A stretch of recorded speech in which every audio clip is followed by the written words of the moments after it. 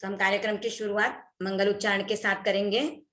हम जो श्लोक बोलते हैं वही श्लोक हम बोलेंगे, क्योंकि हम अज्ञान को मिटाने के लिए जा रहे हैं, अपने जीवन में ज्ञान का प्रकाश फैलाने की ओर। तो सबके हाथ आनंद केंद्र पर जुड़े हुए।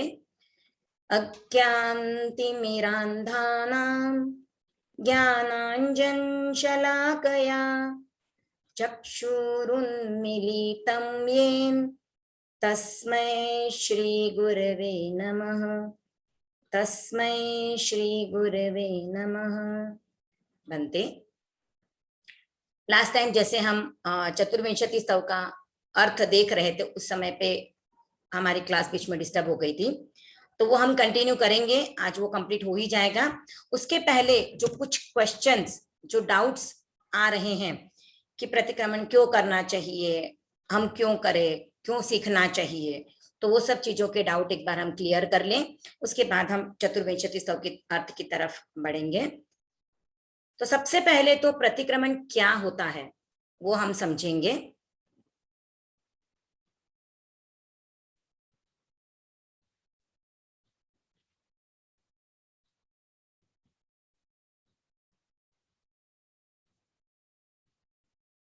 तो हम शुरू करते हैं।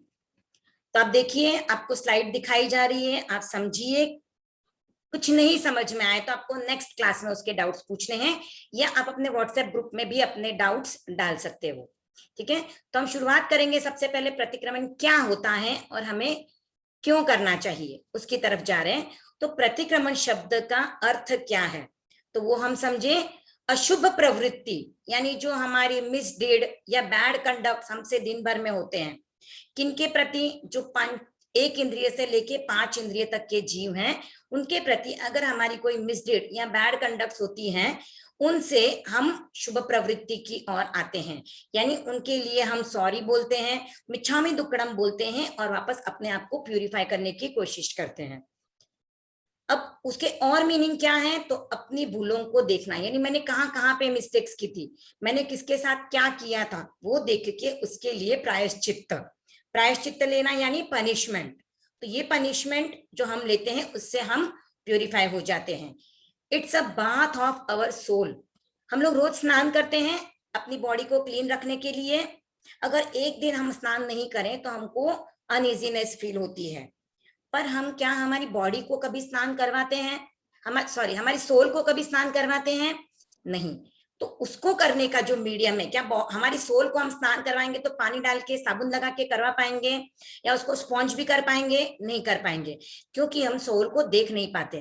तो हमारी सोल को हम देख नहीं पाते, तो उसको हम कैसे स्वच्छ करेंगे, कैसे उसको क्लियर करेंगे, कैसे उसको प्यूरिफाई करेंगे? तो वो करने के लिए प्रतिक्रमण एक प्रकार का स्नान है। It's a bath of our soul. तो हम जब प्रतिक्रमण करते हैं तो हमारी आत्मा को जो ज्ञान रूपी साबुन लगता है, व्रत रूपी पानी से हम ज्ञान रूपी साबुन लगा के उसको धोते हैं, तो हमारी आत्मा स्वच्छ हो जाती है। प्रतिक्रमण यह एक आवश्यक सूत्र का अंग है, यानी जो हमारे 32 आगम है उसमें एक सूत्र आता है आवश्यक सूत्र, उसका अंग है प्रतिक्रमण। आवश्यक का अर्थ होता है अवश्य करणीय कार्य, यानी मस्ट डू, करना ही चाहिए। हमें जो कार्य करने कंपलसरी हैं, उन कार्यों में यह एक आवश्यक सूत्र का अंग प्रतिक्रमण आता है। इसके 6 पार्ट्स होते हैं, 6 डिविजन्स, जिनको 6 आवश्यक कहा जाता है। तो वे 6 आवश्यक हैं: सामायिक, चतुर्विंशति स्तव, वंदना, प्रतिक्रमण, कायोत्सर्ग और प्रत्याख्यान। तो इन 6 आवश्यकों को अगर हम करते हैं, इनके एक ऑर्डर डिसाइड किए हैं 1 2 3 4 5, इनके अंदर भी वापस सब पार्ट्स हैं, वो अगर हम करते हैं तो उस हिसाब से इसके ये 6 आवश्यक हैं और वो हमें कंप्लीट करने होते हैं। अब प्रतिक्रमण कितने प्रकार का होता है? प्रतिक्रमण 2 प्रकार का होता है, एक होता है साधु प्रतिक्रमण, एक होता है श्रावक प्रतिक्रमण। साधु प्रतिक्रमण जिन्होंने 5 महाव्रत लिए हैं, उनका पालन करते हैं, घर छोड़ के जो साधु बन चुके हैं वो करते हैं। श्रावक प्रतिक्रमण कौन करते हैं? जिन्होंने 12 व्रत लिए हैं, 12 व्रत नहीं लिए हैं तो जिन्होंने भी कोई त्याग किए हुए हैं, या जिन्होंने नहीं भी त्याग किए हैं, वो भी अगर प्रतिक्रमण करे तो वो भी श्रावक प्रतिक्रमण के अंतर्गत ही आता है। तो ये श्रावक प्रतिक्रमण जो है वो 5 प्रकार का होता है: दैवसिक प्रतिक्रमण, रात्रिक प्रतिक्रमण, पाक्षिक, चातुर्मासिक, सांवत्सरिक। दैवसिक प्रतिक्रमण जो है वो एंड ऑफ द डे हम करते हैं, हमारा डे एंड हो जाता है सनसेट पे, उसके बाद हम उसको करते हैं। रात्रिक प्रतिक्रमण जो है before the end of night, night खत्म होने से पहले हम करते हैं, यानी सनसेट से पहले पहले हमको रात्रिक प्रतिक्रमण करना होता है।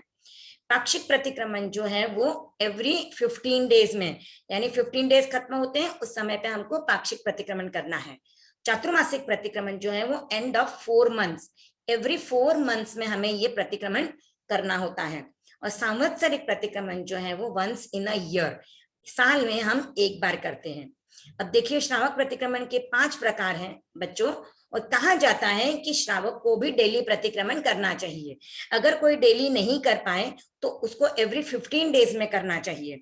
अगर एवरी 15 डेज में भी नहीं कर पाए तो उसको एवरी 4 मंथ्स में तो प्रतिक्रमण करना ही चाहिए। अगर 4 मंथ्स में भी उसको पॉसिबल नहीं हो तो साल में उसको एक बार संवत्सरी के दिन तो प्रतिक्रमण करना ही चाहिए। अगर वो साल में एक बार भी प्रतिक्रमण नहीं करता है, अपनी भूलों के लिए क्षमा नहीं मांगता है, क्षमा नहीं करता है, तो उसका सम्यक्त्व चला जाता है, जो इस जीवन में या इस संसार से पार पाने में हमारे लिए बहुत उपयोगी है।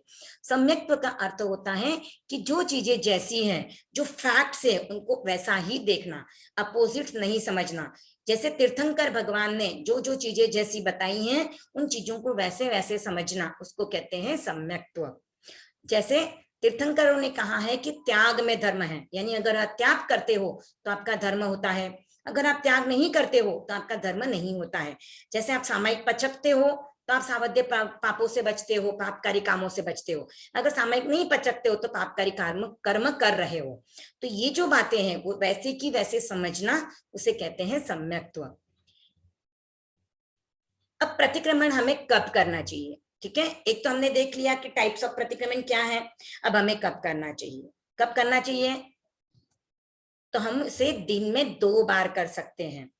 कब कब कर सकते हैं दिन में 2 बार, एक बार हम करते हैं वो सूर्यास्त के बाद, यानी सनसेट के बाद स्टार्ट करके 48 मिनट के अंदर अंदर उसको हमको कंप्लीट कर लेना है। और दूसरा जो प्रतिक्रमण करते हैं वो सूर्योदय से 48 मिनट पहले स्टार्ट करते हैं और फिर वो सूर्योदय पर हम एंड कर लेते हैं, ठीक है। तो ऐसे हम दिन में 2 बार प्रतिक्रमण कर सकते हैं। जिनको पॉसिबल हो वो दिन में दोनों बार प्रतिक्रमण करें, नहीं पॉसिबल हो तो वो एक बार करें। एक बार भी नहीं पॉसिबल हो तो जैसे मैंने पहले बताया था, लास्ट ऑप्शन आपके पास है कि आपको ईयर में एक बार तो प्रतिक्रमण कर ही लेना चाहिए। प्रतिक्रमण का टाइम लिमिट कितना होता है, कितना टाइम लिमिट होता है, 48 मिनट। 48 मिनट के अंदर आपको प्रतिक्रमण कर लेना है। अगर प्रतिक्रमण का जो शेड्यूल बनाया गया है कि पहले ये बोलना है, उसके बाद ये बोलना है, उसके बाद ये बोलना है, वो सब बोल के आपका 48 मिनट्स के अंदर होना चाहिए। अगर 48 मिनट्स के अंदर नहीं होता है तो वो आपका प्रतिक्रमण नहीं माना जाता है, वो आपका स्वाध्याय गिना जाता है। तो इसके लिए हमारी कोशिश संभवतः यह रहे कि हम उसे 48 मिनट के अंदर अंदर कंप्लीट कर ले। और कौन से 2 प्रकार के हमारे तेरा पंथ के या बाकी संप्रदायों के भी उपासना के अंग है जिसके टाइम 48 मिनट होते हैं, तो वो है सामायिक और नवकारसी। सामायिक भी 48 मिनट की होती है और नवकारसी भी 48 मिनट की, यानी सूर्योदय के बाद 48 मिनट हमको देखने होते हैं नवकारसी के लिए। सूर्योदय जितनी बजे होता है उससे 48 मिनट काउंट करके हमें नवकारसी का पालन करना होता है। अब एक और बात हम जानना देखते हैं, सामायिक और प्रतिक्रमण में क्या डिफरेंस है। सामायिक में हम एक मुहूर्त तक सावध्य पापकारी प्रवृत्ति का त्याग करते हैं, ठीक है। और इवन प्रतिक्रमण में भी हम प्रतिक्रमण करने से पहले सामायिक लेते हैं, तो वो 48 मिनट तक हमने त्याग कर लिए सावध्य पापों के। प्रतिक्रमण का एक शेड्यूल डिसाइड है, तो हम वो 48 मिनट में उसी शेड्यूल को फॉलो करते हैं। हम अपनी मर्जी से कुछ भी नहीं कर पाते, पहले वो शेड्यूल फॉलो होगा, उसके बाद अगर आपके पास टाइम बचता है तो आप और कुछ कर पाओगे, बाकी आपको पहले वो शेड्यूल फॉलो करना है। सामायिक में आपके लिए वैसा कोई शेड्यूल नहीं है, आप सामायिक पाठ लेके आपको जो चाहिए जो चाहिए, मतलब धार्मिक पुस्तकों का स्वाध्याय कर सकते हो, गीतिकाओं का संगान कर सकते हो, कुछ चीज याद करनी है तो याद कर सकते हो, कुछ चितारना है तो चितार सकते हो, एसएसबी की पढ़ाई कर सकते हो, जैन विद्या की पढ़ाई कर सकते हो। इवन आप अगर कुछ याद कर रहे हो, जैसे भक्तामर याद कर रहे हो, प्रतिक्रमण कंठस्थ कर रहे हो, तो वो चीजें भी आप सामायिक में कर सकते हो। धार्मिक बुक्स कोई भी पढ़ सकते हो, जो धार्मिक बुक्स की स्टोरीज की बुक्स है वो भी पढ़ सकते हो, तेराबंद का इतिहास पढ़ सकते हो। तो ये सब चीजें आप सामायिक के पढ़ सकते हो, सामायिक में पढ़ सकते हो, पर उसका शेड्यूल कुछ भी नहीं है, आप फ्री हो। सामायिक में आप इन चीजों में से कोई भी एक चीज कर सकते हो। एक अभिनव सामायिक करके गुरुदेव श्री तुलसी ने हमें एक देन दी है, उसका एक टाइम शेड्यूल बनाया हुआ है कि आपको 10 मिनट तक ध्यान करना है, 10 मिनट तक जप करना है, 15 मिनट तक स्वाध्याय करना है। तो वो एक उसका शेड्यूल अलग है, वो एक अभिनव सामायिक अलग होती है, उसका भी शेड्यूल डिसाइड है। तो ये हमने सामायिक और प्रतिक्रमण का डिफरेंस जाना है। अब एक जो क्वेश्चन लास्ट क्लास में भी हमने डिसाइड किया था, डिस्कस किया था, वो एक बार और क्लियर कर लेते हैं कि प्रतिक्रमण कौन कर सकते हैं। तो कहा जाता है कि जिनके 12 व्रत लिए हुए हैं वो फर्स्ट प्रायोरिटी पे हैं, जिन्होंने 12 व्रत लिए हैं उनका पहला नंबर, फर्स्ट प्रेफरेंस। हम जानते हैं ना आजकल सब जगह पे होड़ लगी रहती है, फर्स्ट कम फर्स्ट बेसिस, तो वो जो आते हैं उनको फर्स्ट प्रेफरेंस। तो श्रावक जिन्होंने 12 व्रत लिए हैं उनको फर्स्ट प्रेफरेंस है कि उन्हें प्रतिक्रमण करना है। क्यों करना है? क्योंकि उन्होंने व्रत लिए हैं, तो उसमें कुछ ना कुछ दोष लग ही जाते हैं, क्योंकि हम संसार में रह रहे हैं, परिवार के साथ रहते हैं, तो कहीं ना कहीं हमारे दोष लगते हैं। तो हमारे दोष लग जाएं, तो 12 व्रत लिए हैं तो उनमें दोष लगेंगे, तो अगर दोष लगे हैं तो प्रतिक्रमण करोगे तो उसकी शुद्धि हो जाएगी। पर अगर व्रत नहीं है तो व्रत नहीं है वे भी प्रतिक्रमण कर सकते हैं। कैसे कर सकते हैं और वो क्यों कर सकते हैं? तो उनके प्रतिक्रमण करने के पीछे क्या कारण होता है कि जब वो प्रतिक्रमण करते हैं तो वो उसका शेड्यूल फॉलो करते हैं, उसमें क्या क्या है वो बोल रहे हैं, तो उनके खुद का निरीक्षण करने का मौका मिलता है, अपनी आत्मा के अंदर झांकते हैं, कहीं मैंने ऐसा काम तो नहीं किया, मैंने ये तो नहीं किया, मैंने किसी को मारा तो नहीं, मैंने किधर झूठ तो नहीं बोला, मैंने किसी की चोरी की हुई वस्तु तो नहीं ली है, मैंने पंचेंद्रिय के जीवों को चोट तो नहीं पहुंचाई है, घर में मैंने किसी इंसेक्ट्स को तकलीफ तो नहीं दी है। तो ऐसे उसको खुद का निरीक्षण करने का मौका मिलता है। और जब वो प्रतिक्रमण करता है जो भी व्यक्ति, तो वो मन उसका प्रतिक्रमण में लगता है, वो वाणी यानी वो प्रतिक्रमण के जितना आता है उतना पाठ बोलता है। जैसे जिसको लोगस आता है वो लोगस बोलेगा, जिसको हिंदी रीडिंग आती है तो वो बुक देके अतिचार व्रतों का उच्चारण करते हैं। तो वाणी की भी शुद्ध प्रवृत्ति होती है, प्लस स्वाध्याय होता है, यानी आप पढ़ते हो, रिविजन करते हो, धर्म कथा भी होती है। यहाँ पर आप कायोत्सर्ग भी करते हो प्रतिक्रमण में, क्योंकि आप 4 लोगस का कायोत्सर्ग करते हो तो आप स्थिर बैठते हो, अतिचारों का ध्यान करते हो, उस समय पे स्थिर बैठते हैं। तो शरीर को स्थिर कैसे रखना है, शरीर को शिथिल कैसे करना है, रिलैक्स कैसे करना है, वो यहाँ पे सीखते हैं। और ये सब सीखते सीखते, ये सब जानते जानते हमें ये पता चलता है कि हमें त्याग करने चाहिए, हमें 12 व्रत लेने चाहिए। हमें 12 व्रत अगर नहीं ले पाए तो कोई बात नहीं, हम 1 2 3 4 5 जितने व्रत ले सके, जितने त्याग ले सके उतने त्याग हमें लेने चाहिए। तो त्याग की भावना जागृत होती है, यानी हमारे कदम त्याग की ओर बढ़ने लगते हैं, हमारी देव गुरु धर्म पर श्रद्धा मजबूत होती है, हम अपने धर्म के प्रति आस्थावान बनते हैं। इवन हम में आत्मतुला सिद्धांत का विकास होता है। कैसे विकास होता है कि सब जीवों में मेरे जैसी आत्मा है, जैसे मुझे तकलीफ होती है, जैसे मुझे कोई इधर से उधर ऐसे ही हिलाए तो मुझे तकलीफ होती है, तो और भी जीवों की हिंसा होती है, उनको भी तकलीफ होती है, उनको भी हर्ट होता है। जैसे मुझे मेरा हाथ कोई हिलाए तो मुझे दर्द करता है, तो जो प्रतिक्रमण करता है उसे ये फीलिंग आती है कि मैंने अगर किसी ट्री की ब्रांच ऐसे ही हिलाई है तो उस ट्री को भी हर्ट हुआ है। तो ये सब चीजें जो प्रतिक्रमण करता है उसको फील होती है, उसको एहसास होता है, और वो उससे अपने आप को दूर रखता है। भले ही त्याग नहीं करें, लेकिन वो जीवों की हिंसा करने से पहले उसके दिल में एक कंपन होगा, उसको अपने भीतर से ऐसा लगेगा नहीं नहीं मुझे ऐसा नहीं करना है। जब कभी लाइट्स फैंस ऐसे ही ऑन रहेंगे तो उसे फील होगा नहीं नहीं इससे जीव हिंसा हो रही है, मुझे बंद कर देना चाहिए, तुरंत बंद करेंगे। पानी कहीं पे जा रहा है ऐसे ही, तो उसे भी तुरंत बंद करेंगे, नहीं नहीं पानी के जीवों की हिंसा हो रही है। तो ये जो त्याग की चेतना, ये जीवों के प्रति जो अनुकंपा, दया, ये सब हम प्रतिक्रमण करते हैं उससे हमारे भीतर आती है। तो ये हमने आज जाना, प्रतिक्रमण क्यों करना चाहिए, कैसे करना चाहिए, वो विधि हम बाद में देखेंगे, पर करने से क्या लाभ होता है, कितने प्रकार का प्रतिक्रमण है, उसका टाइम लिमिट क्या है, और प्रतिक्रमण करने के बेनिफिट्स क्या क्या हैं। तो हम जैन धर्म को जो फॉलो करते हैं वो अहिंसा को मानते हैं, और हम जब प्रतिक्रमण करते हैं या कोई त्याग करते हैं तब हम इस अहिंसा को और पुष्ट करते जाते हैं, हम हिंसा को कम करते जाते हैं। तो हमारी अहिंसा और पुष्ट हो जाती है, तो हमारे जैन धर्म के संस्कार और पुष्ट हो जाते हैं। इसके लिए हमें प्राउड फील होना चाहिए कि हम जैन हैं। इसके लिए हमको जैन धर्म के सिद्धांतों को, उसके आदर्शों को, उसके जो प्रिंसिपल्स हैं उनको अच्छे से समझ के अपने लाइफ में उतारने चाहिए। प्रतिक्रमण लर्न भी करना चाहिए, और उसकी जो बेसिक्स, उसकी जो बातें बताई गई हैं उसको अपनी लाइफ में हमें इम्प्लीमेंट भी करना चाहिए। हम जितना जितना इम्प्लीमेंट करेंगे, भले ही एक बात भी हमने सीख ली और उसको इम्प्लीमेंट कर लिया और हमारे लाइफ में एक टर्निंग मोड आ गया, तो वो हमारे लिए वर्थ है, वो हमारे लिए अच्छी बात है। हम 10 चीजें कर ले पर इम्प्लीमेंट कुछ नहीं करे, सिर्फ सुनते रहे और हमारी लाइफ में कोई चेंजेस नहीं आए, हम वैसे के वैसे ही रह जाएं, तो कोई भी मतलब नहीं है। देखो, आप जब कभी कहीं पर जाते हो, जैसे बॉयज हैं वो सैलून में जाते हैं, या लड़कियां पार्लर में जाती हैं, तैयार होती हैं, लेडीज भी, तो वो जब तैयार होके बाहर निकलती है तो कुछ चेंज आता है ना उनमें, वैसी की वैसी तो नहीं दिखती है जैसे गई थी, या बॉयज भी जैसे गए थे वैसे के वैसे बाहर आते तो नहीं दिखते हैं, तो कुछ चेंज होता है। तो हम भी अगर कोई क्रिया करते हैं तो हमारे लाइफ में भी कुछ चेंजेस आने चाहिए। अगर वो आते हैं तो हमारा कुछ भी करना वर्थ है, अगर नहीं आ रहे हैं तो सिर्फ वो सुनना होगा, उसको इम्प्लीमेंट करना नहीं कहा जाएगा। तो हमें दो चीजों की ओर ध्यान देना है, हमें ज्ञान भी करना है और ज्ञान के साथ हमें इम्प्लीमेंटेशन यानी आचरण में भी उन चीजों को उतारना है। तो चलिए, हमने एक बार प्रतिक्रमण जान लिया है, अब हम बढ़ते हैं। जो हमें लोगस का अर्थ हमारा लास्ट टाइम छूट गया था, उसको हम एक बार ले लेते हैं।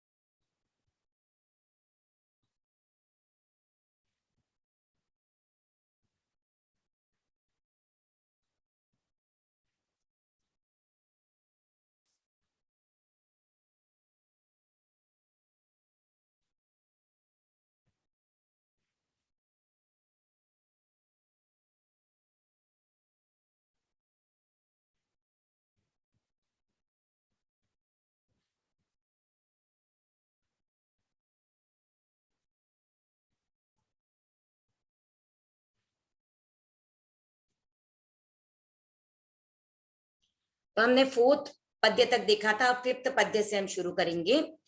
एवं मये अभिथुआ, एवं मये अभिथुआ विहुय रयमला पहीण, ये हमारा उच्चारण भी हो गया था, सॉरी।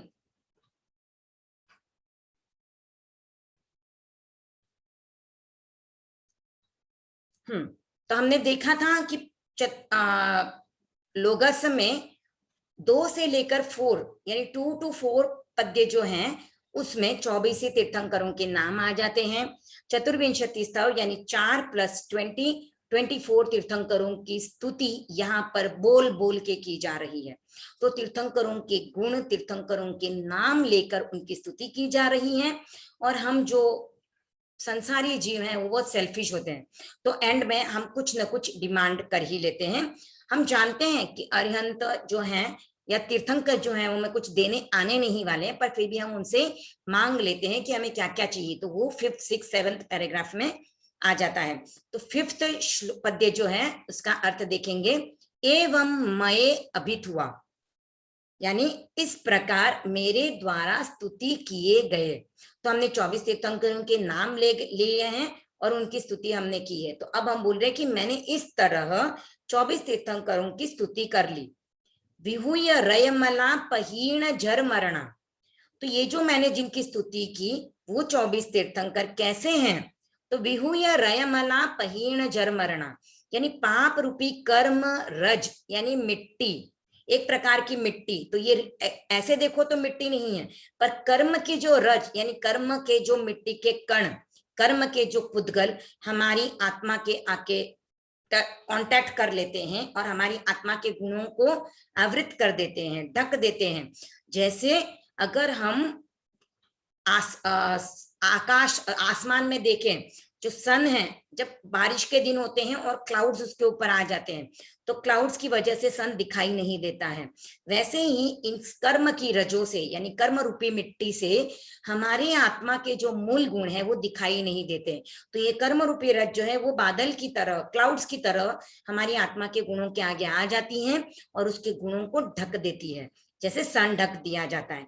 पर फिर भी ये कर्म रूपी मिट्टी हमारे गुणों को पूरी तरह से नहीं ढक सकती है, तो थोड़े थोड़े हमारे गुण बाहर दिखाई देते हैं। जैसे कि क्लाउड्स होने के बाद भी हमें पता चलता है कि अब दिन चल रहा है, सन है आसमान में और नाइट नहीं है, ये हमें जैसे पता चलता है, वैसे ही आत्मा के भी जो गुण हैं वो हमें थोड़े थोड़े दिखाई देते हैं। तो ये कर्म रूपी मिट्टी जीव के गुणों को पूरी तरह से ढक नहीं सकती। और ये जो कर्म रूपी मिट्टी जो लगती है वो एक प्रकार का मैल है।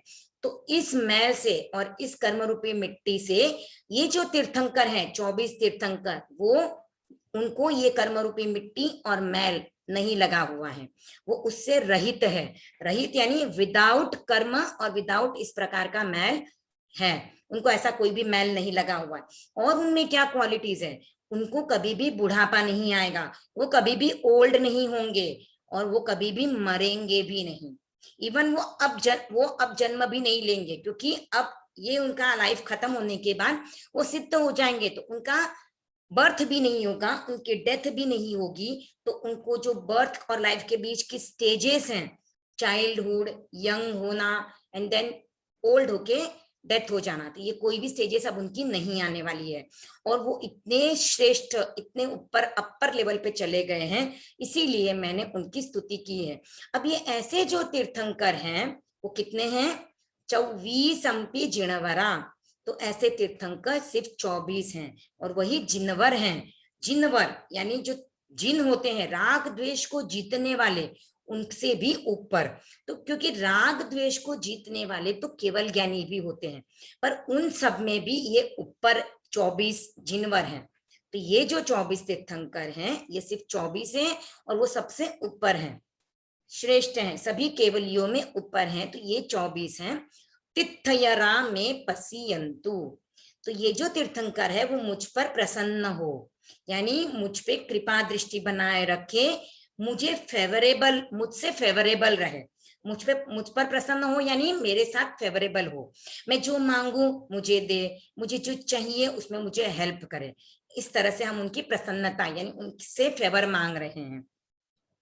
कित्तीय वंदीय मये, कीर्तित वंदित मेरे द्वारा। कीर्तित यानी जैसे मैंने कहा कीर्तन करना, जैसे हम बोल बोल के किसी चीज का कीर्तन करते हैं, हम गीत का गाते हैं, हम भजन बोलते हैं, तो वो भी एक प्रकार का कीर्तन है। और जब हम कीर्तन करते हैं तो वंदना भी करते हैं साथ में, तो हम वंदना जिनको करें, तो ऐसे कीर्तित वंदित मेरे द्वारा, यानी मैंने ऐसे तीर्थंकरों का कीर्तन किया है, उनको मैंने वंदना की है। जे ए लोगस उत्तमा सिद्धा, किनकी वंदना की है मैंने, जो ये लोक के उत्तम सिद्ध है, क्योंकि सिद्ध हमारे इसी लोक में है, पर ये लोक के एकदम अपर पार्ट में है, उस पार्ट तक हम नहीं जा सकते हैं। इवन देवगति भी उससे नीचे है, उसके ऊपर सिद्धशिला है, वहां पर ये सिद्ध विराजमान है।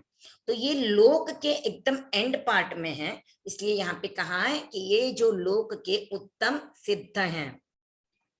आरोग्य बोहि लाभम, आरोग्य बोहि लाभम, यानी ये मुझे आरोग्य दे, बोधि का लाभ दे। अब वो हमें हेल्थ, आरोग्य का अर्थ है हेल्थ, तो हेल्थ कैसे देंगे, तो हमें हेल्थ जो देंगे वो फिजिकली नहीं देंगे, मेंटली, इमोशनली, स्पिरिचुअली हमें आरोग्य देंगे। तो अगर हमें मेंटली, स्पिरिचुअली, इमोशनली हेल्थ मिलेगी तो हमारी बोधि का विकास होगा।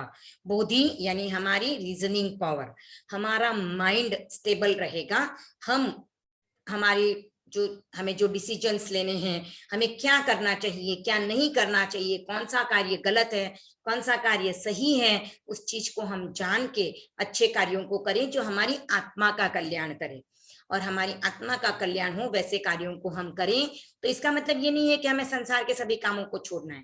संसार के कामों को करते हुए हमें हमारी आत्मा का कल्याण करना चाहिए। हाँ, और जिनको अपनी क्षमता पता चल जाए, जो अपने आप को इतना कैपेबल महसूस करे कि मैं ये संसार को छोड़ के अपनी सिर्फ अपनी आत्मा के कल्याण के लिए बढ़ सकूं, तो वो भी कर सकते हैं। तो वैसी बुद्धि भी उनको मिले तो वो भी, जिनका जिनका जैसे कर्मों का क्षय पशम हो सकता है वो कर सकते हैं। वरना संसार में तो हम है ही, संसार में रहते हुए भी हम हमारी आत्मा का कल्याण कितना कर सकते हैं उस ओर हमें ध्यान देना है।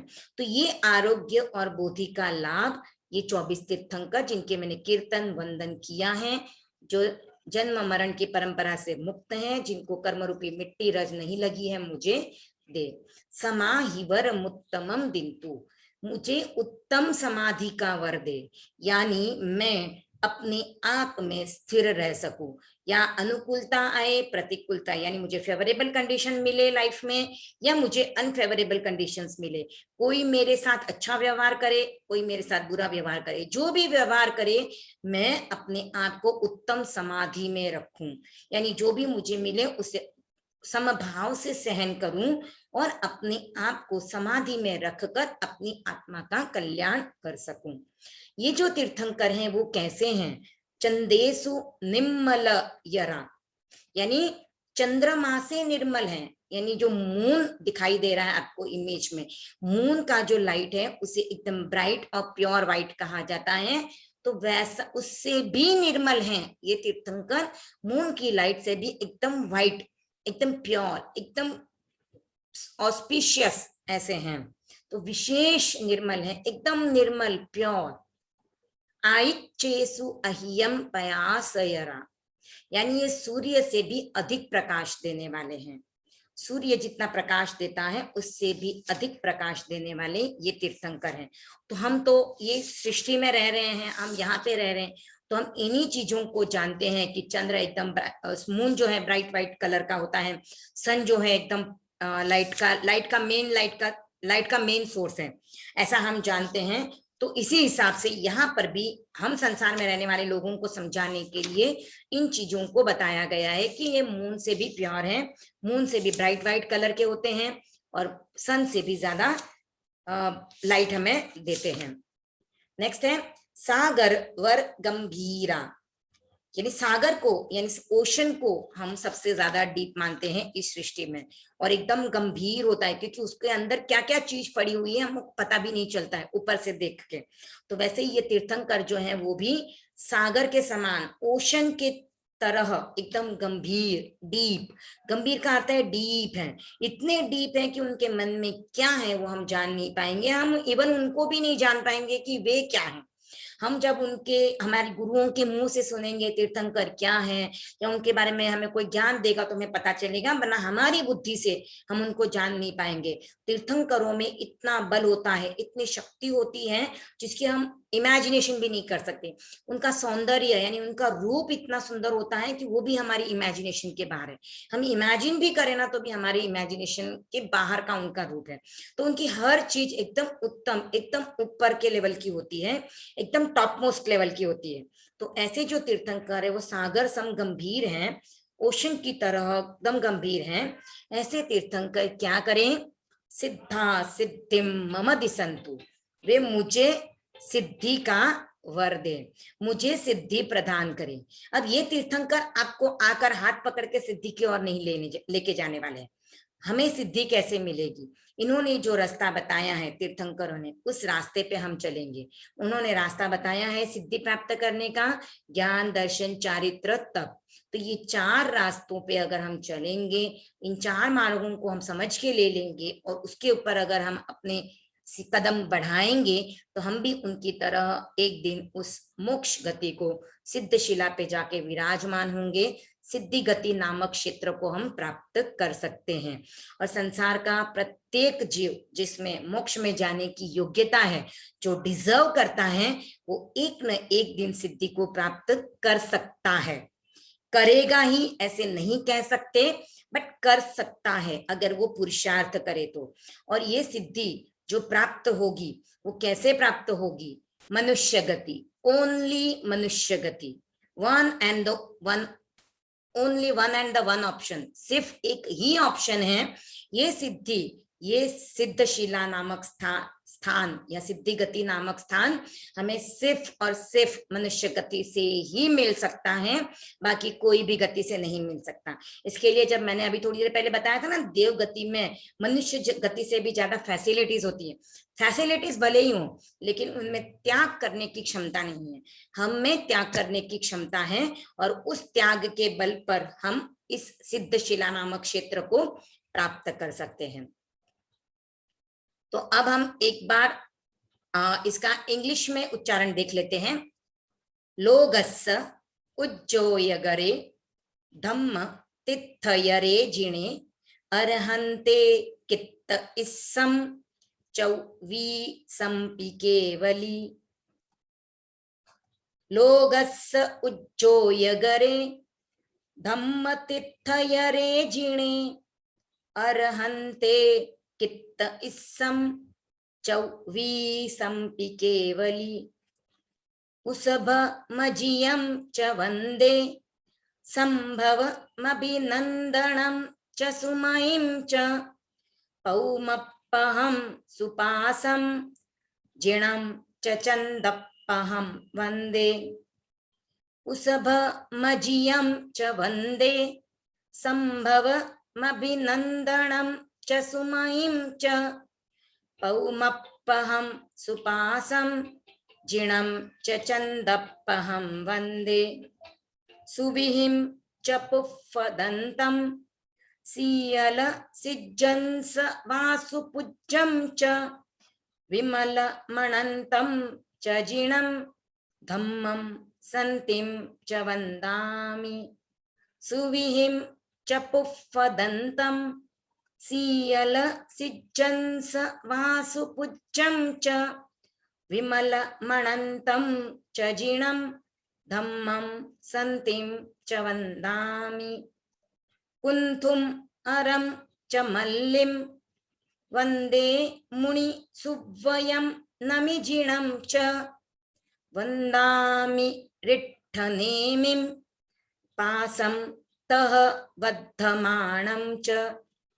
कुन्थुम् अरं च मल्लिं वन्दे मुनि सुव्वयं नमिजिणं च वन्दामि रिट्ठनेमिं पासं तः बद्धमाणं च।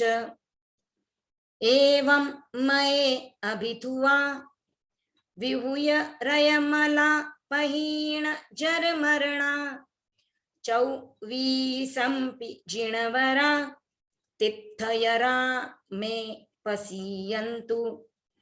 एवं मये अभिधुवा विहूय रयमला पहीण जरमरणा चौवीसंपि जिणवरा तिथयरा मे पसीयन्तु। कित्तीय वन्दीय मये जे ए लोगस्य उत्तमा सिद्धा आरोग्य बोहि लाभं समाहि वरमुत्तमं दिन्तु। कित्तीय वन्दीय मये जे ए लोगस्य उत्तमा सिद्धा आरोग्य बोहि लाभं समाहि वरमुत्तमं दिन्तु। चन्देषु निम्मलयरा आइच्येषु अह्यं पयासयरा सागर वर गंभीरा सिद्धा सिद्धिं मम दिशन्तु। चन्देषु निम्मलयरा आइच्येषु अह्यं पयासयरा सागर वर गंभीरा सिद्धा सिद्धिं मम दिशन्तु। सिद्धा सिद्धिं मम दिशन्तु। ओम अर्हम्। यहाँ पर हमने देखा चतुर्विंशति स्तव लोगस्य का अर्थ। इसमें जो लास्ट में सिद्धा सिद्धिम मम दिसंतु ये बोला जाता है, यह एक मंत्र की तरह भी प्रयोग में आता है। जैसे किसी को कोई काम सिद्ध करना है, कोई काम अच्छा करने जा रहे हैं, उसके पहले भी अगर हम सिद्धा सिद्धि मम दिसंतु इसको मंत्र रूप में उच्चारण करते हैं अपनी अपनी श्रद्धा से 27 टाइम्स 21 टाइम्स, जितना टाइम आपको बोलना कंफर्टेबल हो उतना टाइम अगर आप बोलोगे तो आपको उसमें सक्सेस मिलने की पॉसिबिलिटी बढ़ जाती है। अब जो मैंने कहा था कि मनुष्य गति से ही आपको मुक्ति मिल सकती है, त्याग जो है वो देवता नहीं कर सकते हैं। तो उसके लिए एक छोटी सी स्टोरी आपको बताना चाहूंगी। एक राजा था दशार्णभद्र, नाम क्या था राजा का? दशार्णभद्र। तो वो राजा जो है उसको अपने पावर, अपनी सेना, अपने रूप बहुत प्राउड था उसको। तो एक बार भगवान महावीर उसके राज्य में आए और वो अपनी पूरी सेना, अपना जो जितना भी श्रृंगार कर सकता था, जितना भी सज सकता था उतना सच के भगवान महावीर के दर्शन करने जा रहा था। तो वो जब जा रहा था तो इंद्र उस समय पे देवगति के जीव का मतलब जो है नीचे आते थे धरती पर, क्योंकि वह हमारी सृष्टि के अंग है। अब वो काल के प्रभाव से ऐसा हो गया है कि देवगति के जीव नीचे नहीं आ सकते हैं, ऊपर के देवगति के जीव, बाकी व्यंतर गति के जीव तो अभी, व्यंतर देव तो अभी भी आते हैं, लोक में विचरते हैं। तो वो जो ऊपर की गति के देव हैं, देवगति के, वो नीचे नहीं आ सकते थे। उस समय पे जो इंद्र थे उन्होंने देखा कि दशार्णभद्र को बहुत प्राउड फील हो रहा है, तो उसको थोड़ा हमको सीख देना चाहिए। तो इंद्र भी अपनी सब रिद्धि सिद्धि, जितना भी उसके पास पावर, जितनी भी उसके पास सेना, या जितना भी वो सत सवर सकता था, अपना जितना भी ऐश्वर्य था सब लेके वहां पे आया। अब वो उसकी ऐश्वर्य, उसकी संपदा देखकर दशार्णभद्र की सेना, उसका रूप कोई देख ही नहीं रहा है। तो दशार्णभद्र को बहुत बुरा फील हुआ कि ये क्या हो गया। तो भगवान महावीर ने उसको कहा कि राजन क्या कर रहे हो, किसके सामने तुम अपने आप को छोटा पा रहे हो। बस ऐसा बोलना हुआ और दशार्णभद्र को समझ आ गया कि मुझे क्या करना है। तो दशार्णभद्र ने क्या किया, सब कुछ त्याग दिया और मुनि बन गए। उन्होंने वैराग्य से दीक्षा ले ली, और जैसे ही उन्होंने दीक्षा ले ली तो अब वो इंद्र जो है वो दीक्षा नहीं ले पाएंगे। क्यों? क्योंकि वो त्याग नहीं कर पाते हैं। तो इंद्र जो है वो उनको दशार्णभद्र के सामने झुकना पड़ा, और उन्होंने कहा कि आर्यवर, मुनि प्रवर, आपके त्याग के सामने मेरा ऐश्वर्य, मेरी रिद्धि, मेरा सुख वैभव सब कुछ छोटा है। आप जो कर सकते हो वो मैं नहीं कर सकता। और वो मुनि को वंदन करके इंद्र वापस अपने देवलोक में चले गए।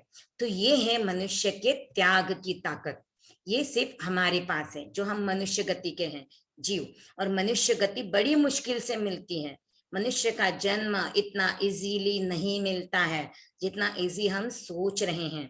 हमें तिर्यंच के सभी भव पार करने पड़ते हैं, एक इंद्रिय, द्विंद्रिय, त्रिंद्रिय, चतुरिंद्रिय, हम सभी ये जो जाति के जीव हैं इनमें घूम के आए हैं, और फिर हमें ये मनुष्य गति मिली है। तो हमें इसे वेस्ट नहीं करना है, हमें इसको जितना हो सके उतना यूटिलाइज करना है, जितना हो सके उतना हमें त्याग करना है, जितना हो सके हमें उतना अच्छा बर्ताव करना है, अच्छा बनना है। जितना जितना हो सके धर्म आराधना करें, और जितना जितना हो सके अपनी लाइफ में उसको इम्प्लीमेंट करते जाएं। तो इसी भावना के साथ ओम अरहम जो है एफबी पे चल रहा है और उसकी रिकॉर्डिंग वहां पे रहेगी, आप जब चाहो उसको देख सकते हो, अपना रिवीजन बाद में बार बार कर सकते हो, जिससे कि आपको चीजें पक्के से अच्छे से याद हो जाए, पक्की हो जाए।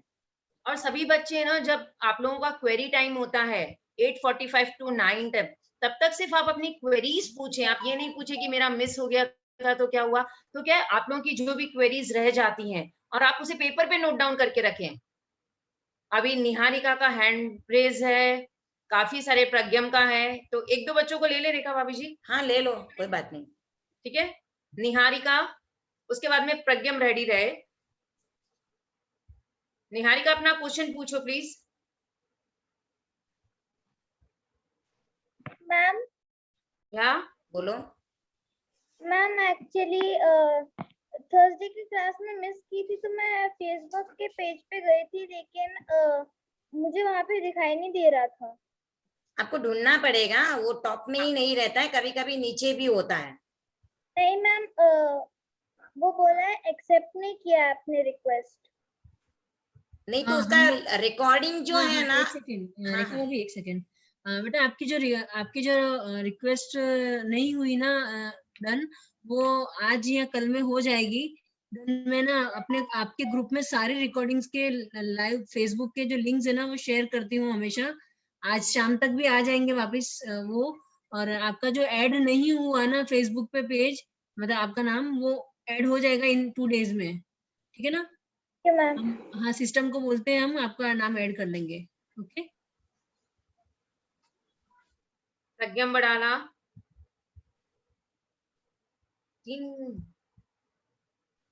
जय जिनेन्द्र, मेरे को ये पूछना है कि अभी रेखा आंटी ने बोला कि जो देवलोक में जो मतलब स्वर्ग मतलब जो क्या बोलते हैं देवलोक में जो देव है वो अभी नीचे नहीं आ सकते, तो फिर वो आपने दूसरे देव का भी नाम बोला ना, मतलब व्यंतर देव, व्यंतर व्यंतर देव, मतलब पिशाच, भूत, यक्ष, राक्षस। ये हम लोग बोलते हैं ना भूत, भूत आएगा, भूत होते हैं, ये अभी भी एग्जिस्ट करते हैं। वो व्यंतर जाति के देव हैं। भूत एग्जिस्ट करते हैं यानी हम मर के भूत बनते हैं, यानी हम व्यंतर गति में होते हैं। अगर हम में से कोई मर के व्यंतर गति में जाएगा, व्यंतर जाति में जाएगा, यंत्र भी एक मतलब टीरियंस की तरह एक गति है ना? हाँ, एक गति, देव गति का एक पार्ट है व्यंतर। ओके, उसमें क्या सिर्फ घूमना होता है ना? क्या होता है? मतलब वैसे मतलब घूमना ही होता है ना, मतलब क्या बोलूं? व्यंतर जाति के जो देव होते हैं ना, जैसे मनुष्यों में भी हम अच्छे हाई लेवल के होते हैं, मीडियम लेवल, लो लेवल, वैसे देवताओं में भी वैमानिक देव जो है वो सबसे टॉप मोस्ट होते हैं। उसके बाद ज्योतिष देव होते हैं, फिर यंत्र, भवनपति, बहुत फिर सारे टाइप्स के देव हैं। हाँ, उसमें भी लो लेवल हाई लेवल होता है देवताओं में भी। Okay, thank you. प्रज्ञम एक दूसरा है, मैं उसको अनम्यूट कर रही हूँ। बेटा आपका क्वेश्चन पूछो। प्रज्ञम, आपका लोअर हैंड हो गया है। कविश एंड खुशी जैन। हाँ, कविश एंड खुशी जैन। ये डाउट है कि लोगस पे कितने पद्य होते हैं? 7। ओके। रिति धाकर, आपका क्वेश्चन बेटा अनम्यूट करो और पूछो। हाँ, पूछो। मेरा क्वेश्चन था कि भगवान महावीर अभी किधर है? अभी वो सिद्धशिला में सिद्ध हो चुके हैं। ओके। रूही पटवारी, सॉरी। और जो कितने लोगस के पद होते हैं? अभी तो बताया बेटा 7। 7। अच्छा, thank you. Welcome. Welcome. Kritika Jain. Rekha भाभी, एक क्वेश्चन आया है, लोगस के ऑथर कौन है, रचयिता कौन है? लोगस के रचयिता ऐसे हम नहीं बोल सकते हैं, पर कहते हैं कि गंधर्वों ने प्रतिक्रमण लिखा है, बट हम श्योर ऐसे कुछ नहीं बता सकते हैं। आचार्य तुलसी नहीं है, बच्चों ने क्या लिखा है? नहीं, आचार्य है तुलसी क्या? नहीं है। आचार्य श्री तुलसी ने प्रतिक्रमण का सरल रूप किया है हिंदी में। जो हिंदी में व्रत और बनाया। अतिचार हिंदी में है ना, वो आचार्य श्री तुलसी ने किए हैं, पर उसका मेन सोर्स जो है वो ऐसे मानते हैं कि गंधर्वों ने प्रतिक्रमण लिखा है, क्योंकि ये आवश्यक सूत्र का अंग है, तो आगम का ही एक पार्ट है, तो हो सकता है कि गंधर्वों ने लिखा है। उसको कंफर्म करके फिर आपको बताते हैं कि किसने लिखा है। हाँ बोलिए। होता है हाँ, प्रतिक्रमण कितने प्रकार का होता है?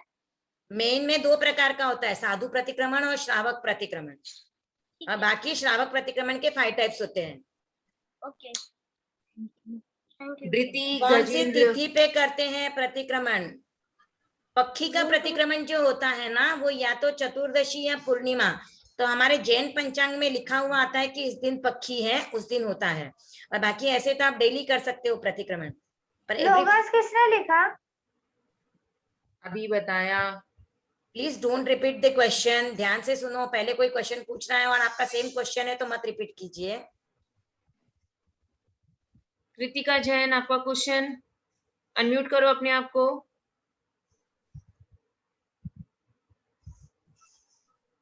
अनम्यूट करो बेटा। और सभी बच्चों से रिक्वेस्ट है कि जो बच्चे हैं अपने नाम से जुड़ें ताकि हमको सही इंफॉर्मेशन मिल सके। हाँ हो गया उसका, कृतिका का हो चुका है। नेक्स्ट ले ओके दिया गुंदेचा। ओके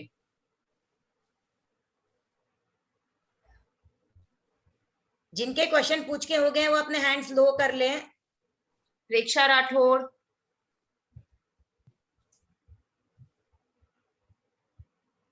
बेटा फटाफट अनम्यूट करो अपने आप को।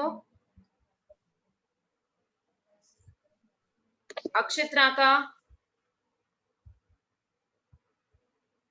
जी जय जिनेन्द्र। जय जिनेन्द्र। मुझे ये पूछना था कि 24 प्रतिक्रमण का भाग क्यों नहीं है? जिन्होंने प्रतिक्रमण का मतलब विधि बनाई है ना, उन्होंने, और प्रतिक्रमण में मेन आवश्यक 6 ही होते हैं। ये 24 इसके लिए किया है कि हम कोई काम करके फिर प्रतिक्रमण करने बैठते हैं तो हमारी जो पाप या अतिचार जो दोष लगे हैं, हम जो रेगुलर क्रिया करके आते हैं उससे निवृत्त होने के हिसाब से 24 ऐड किया गया है, और उसके बाद प्रतिक्रमण स्टार्ट होता है। तो हम जो काम छोड़ के आए हैं, कुछ काम करते हुए आते, तो उससे अपना मन हट के प्रतिक्रमण में लगे, तो उसके लिए पहले थोड़ा सा ये बोलने के बाद फिर हम प्रतिक्रमण स्टार्ट करते हैं, तो तब तक हम हमारी मानसिक एकाग्रता बन जाती है। अच्छा, मतलब हम कुछ ऐसे काम कर रहे हैं घर पे, हाँ, जैसे लेडीज किचन से काम करते हुए आती है और फिर बैठती है, और कोई बाहर से आता है और प्रतिक्रमण करने बैठता है, तो कौन सी मेंटल कंडीशन है, कौन सी सिचुएशन है, पता नहीं क्या करके आए रहते हैं, अच्छा भी हुआ हो सकता है, बुरा भी हुआ है, तो वो सब पहले एक बार ये बोल लेते हैं, तो अपने मन को स्थिर कर लेते हैं और फिर प्रतिक्रमण स्टार्ट होता है पहले आवश्यक से। अच्छा, मन को स्थिर करने के लिए सब स्टार्टिंग का 24 होता है।